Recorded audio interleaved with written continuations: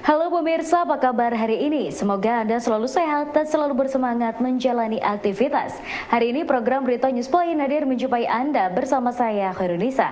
Selama 30 menit ke depan, Newspoint akan menyajikan berita terbaru seputar Universitas Brawijaya dan Malang Raya. Jangan kemana-mana, keep on our channel Newspoint.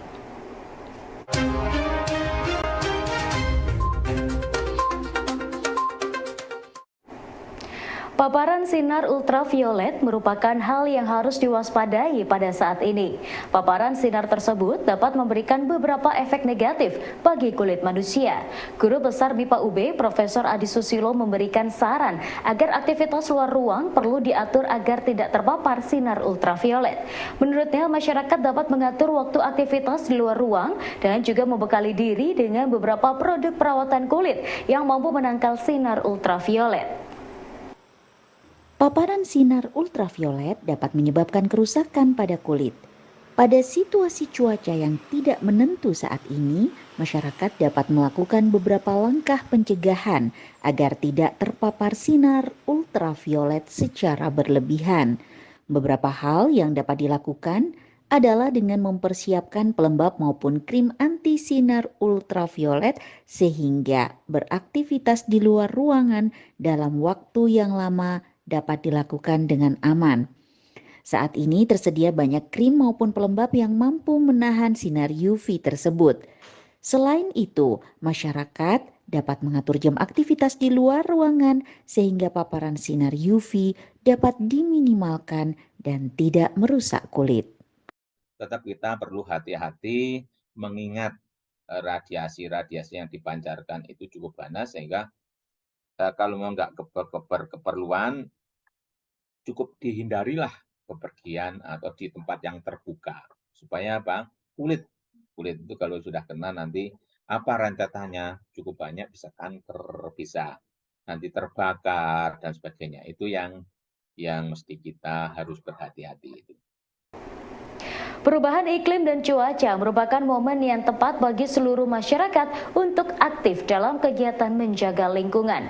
Guru Besar MIPA UB, Profesor Adi Susilo mengatakan, aktivitas menabung air, menjaga kelestarian hujan, hingga pembangunan yang ramah terhadap alam merupakan solusi untuk mencegah perubahan cuaca dan iklim. Berikut penjelasan Profesor Adi Susilo mengenai beberapa langkah yang dapat dilakukan oleh masyarakat. Perubahan iklim dan cuaca menjadi isu global yang terjadi di berbagai belahan dunia. Akibat dari perubahan iklim saat ini menimbulkan beberapa dampak seperti banjir, longsor, angin puting beliung, dan lainnya yang bersifat merusak. Kondisi tersebut harus menjadi perhatian masyarakat dengan berpartisipasi dalam pencegahan kerusakan lingkungan. Beberapa langkah dapat dilakukan oleh warga dengan menjaga kelestarian alam, mengurangi penggunaan sampah plastik hingga pada level kebijakan pembangunan yang ramah lingkungan. Partisipasi masyarakat penting agar kelestarian lingkungan menjadi tanggung jawab bersama dan terhindar dari kerusakan yang akan merugikan masyarakat di kemudian hari. Inilah sebetulnya momen bagi kita untuk menyadarkan kita semuanya bahwa bagaimana pentingnya kita itu berhidup berdampingan dengan alam bagaimanapun keadaannya. Ada istilah-istilah menabung air hujan kan begitu, ada beberapa kali yang menabung air hujan. Jadi air hujan itu kalau bisa jangan hilang begitu saja, kalau bisa masuk ke tanah, itu menabung air hujan. Juga adanya istilah-istilah sumur resapan, biopori dan sebagainya. Kalau memungkinkan, kenapa tidak kita laksanakan? Karena itu juga akan nantinya menabung air hujan. Juga istilah-istilah yang ini kita itu sekarang terlalu banyak lahan yang tertutup oleh katakan aspal maupun beton yang tidak bisa lagi terjadi infiltrasi. Itu yang di daerah-daerah kota ya. Di daerah-daerah hutan khususnya, itu kita harus juga ramah terhadap hutan tersebut, jangan sampai kita merusak sehingga nantinya hutannya rusak, ketika musim hujan terjadi banjir bandang, ketika musim kemarau kekurangan air, kan begitu.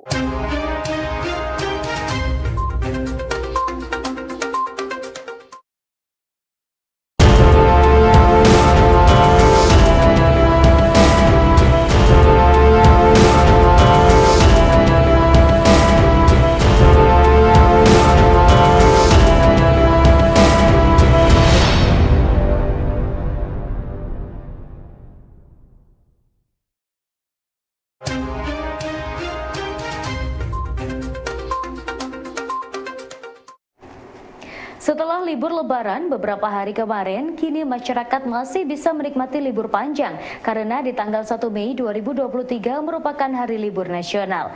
Bagi sahabat BTV yang akan melakukan perjalanan liburan dan malas dengan kemacetan, mungkin bisa mempertimbangkan menghunus moda transportasi kereta api. PT KAI merilis ketersediaan kursi untuk masa angkutan liburan long weekend dari Jumat 28 April hingga 1 Juni 2023. Puluhan ribu tiket kereta api masih tersedia untuk masyarakat yang akan menggunakan kereta api. Hal ini fluktuatif tergantung dengan jumlah tiket yang terjual setiap harinya. Dari data PT KAI hingga berita disiarkan untuk keberangkatan tanggal 29 April 2023, kursi kereta tersedia 42.495 kursi dan untuk tanggal 30 April 2023 tersedia 49.620 kursi. Dan di akhir long weekend tanggal 1 Mei tersedia 60.491 tiket kereta. Transportasi kereta api dapat menjadi solusi menghindari kemacetan di jalan arteri. Perlu diingat, untuk pembelian tiket kereta api hanya bisa dibeli melalui aplikasi KAI Akses atau e-commerce yang menyediakan tiket kereta api.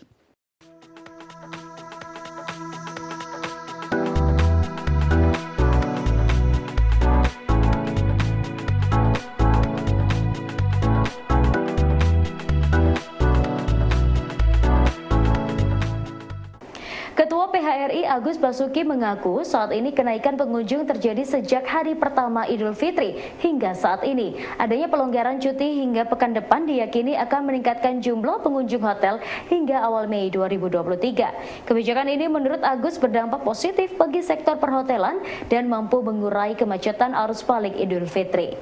Agus juga sudah berkoordinasi dengan semua pengelola hotel untuk memanfaatkan hal tersebut dengan memberikan pelayanan terbaik bagi pengunjung agar dapat memaksimalkan pendapatan industri hotel.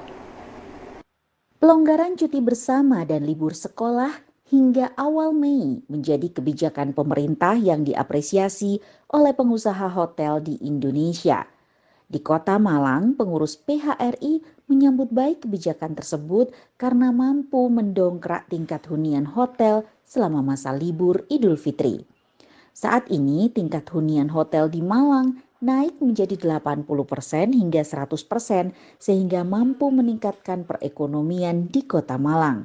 Hal tersebut terjadi karena pengunjung hotel juga melakukan aktivitas belanja di UMKM, wisata kuliner hingga wisata alam di Malang Raya. Peningkatan itu terasa semenjak hari raya pertama. Itu sampai dengan saat ini tanggal 27 ya. Itu memang masih stabil, jadi masih okupansinya masih tinggi, masih di rata-rata 80%. Dan ini disebabkan karena ada kelonggaran dari pemerintah untuk memperpanjang liburan Lebaran. Tingkat okupansi lebih baik dari tahun sebelumnya. Seperti tadi saya katakan, selama Lebaran tingkat okupansinya mendadak menjadi naik sampai 80%. Jadi dari total kamar yang tersedia di hotel-hotel itu. Pos Pengamanan Pendem sebagai bagian dari Operasi Ketupat Semeru 2023 menyiapkan jalur one way untuk mengantisipasi arus balik terhadap tahap 2 pada akhir pekan ini. Kepospam Pendem AKP Anton menjelaskan, saat ini arus lalu lintas masih ramai lancar dengan intensitas naik turun. Kenaikan arus kendaraan terjadi pada H+2 dan H+3 setelah Idul Fitri, dan saat ini arus kendaraan dapat dikendalikan oleh petugas. Pihak kepolisian telah melakukan berbagai rekayasa lalu lintas seperti one way dan pemasangan barier agar laju kendaraan dapat lancar.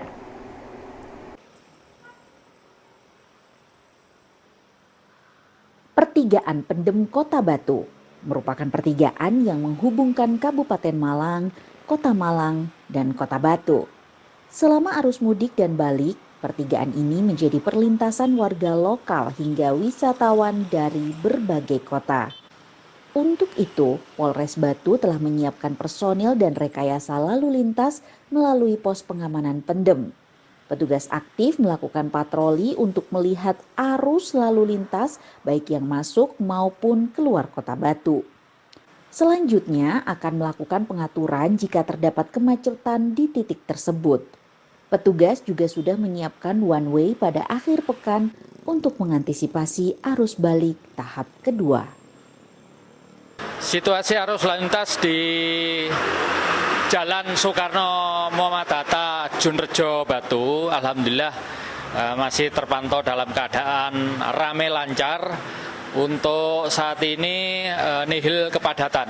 Untuk peningkatan arus lalu lintas yang terpantau memang H+2 dan H+3 untuk di Jalan Soekarno Muhammad Hatta ini. Alhamdulillah untuk tahun ini lebih lancar di Jalan Muhammad Hatta karena mungkin sudah dilaksanakan pengaturan lalu lintas baik dilakukan secara one way maupun alih arus.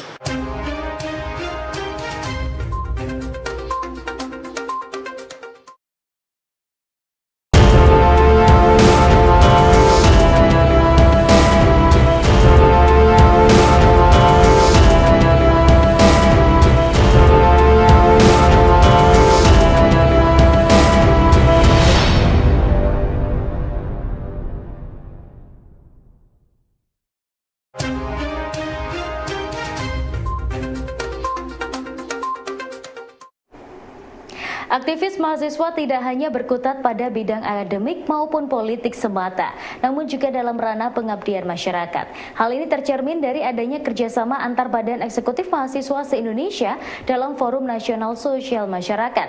Menteri Sosma MUB Zidan menjelaskan forum tersebut merupakan bentuk komitmen mahasiswa di Indonesia untuk terjun langsung dan memberikan solusi dari berbagai persoalan sosial kemasyarakatan, baik lokal maupun nasional. Kiprah mahasiswa UB tidak hanya dalam bidang akademik maupun organisasi, namun juga bergerak pada wilayah pengabdian masyarakat sesuai dengan Tridharma Perguruan Tinggi.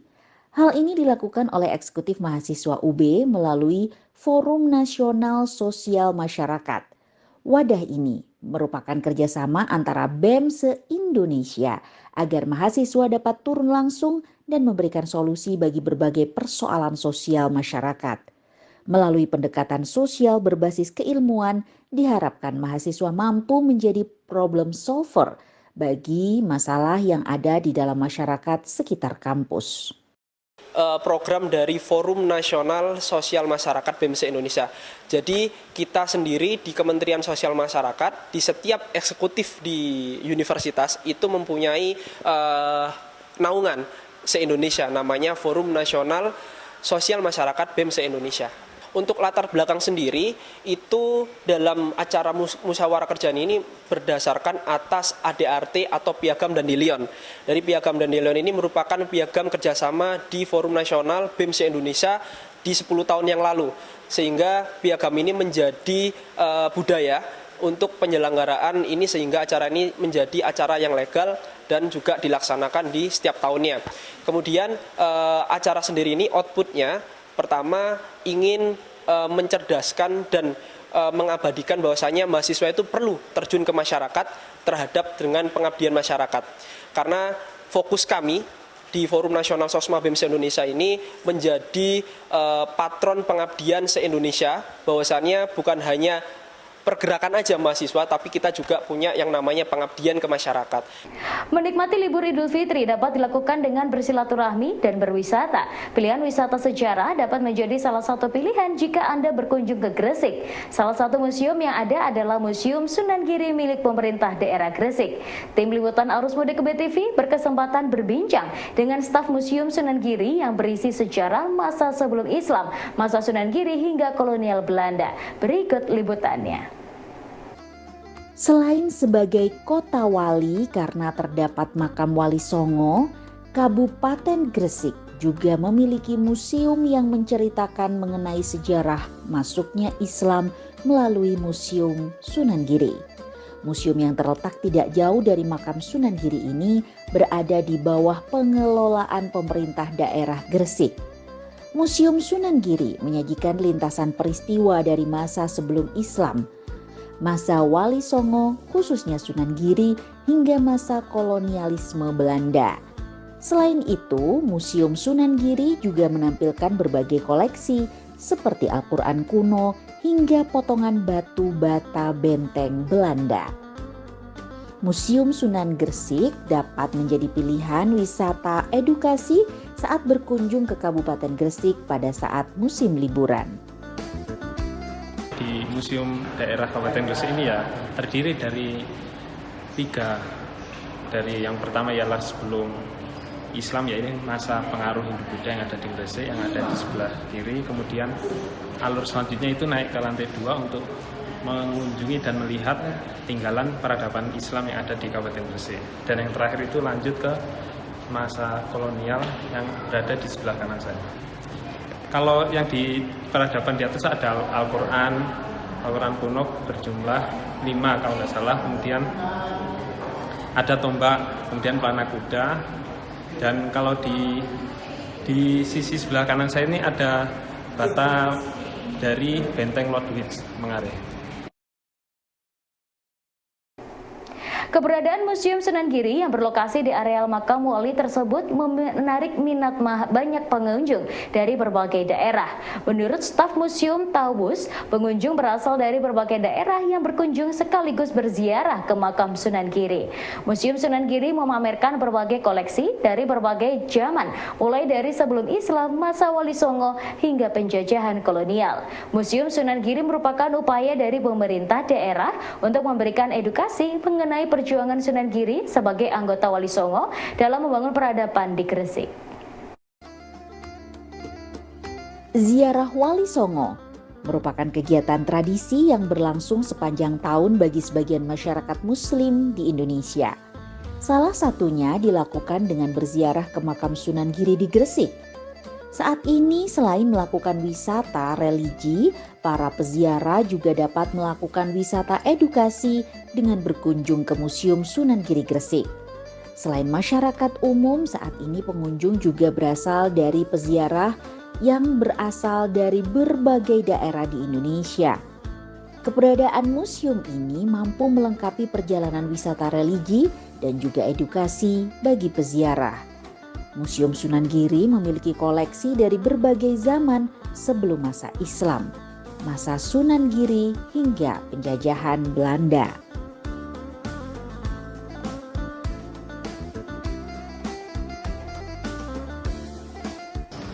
Wisatawan bervariasi ya, karena ini masih di musim liburan ya, ada dari Malang, Bangkalan, Jawa Barat juga banyak. Ya, pengaruhnya ketika ya ini karena sekarang juga mulai berziarah dan mulai musim libur, ketika orang berziarah itu ada yang menyempatkan diri untuk berkunjung museum, ada juga yang memang khusus berkunjung ke museum. Jadi memang ada yang sekalian dan memang tujuan khusus ke museum. Ya pemirsa, informasi tadi sekaligus menutup perjumpaan kita hari ini. Jangan lupa saksikan News Point setiap hari pukul 19.30 waktu Indonesia Barat hanya di UBTV, televisi pendidikan Universitas Brawijaya. Saya Khairunisa dan seluruh kru yang bertugas pamit undur diri. Terima kasih dan selamat beraktivitas.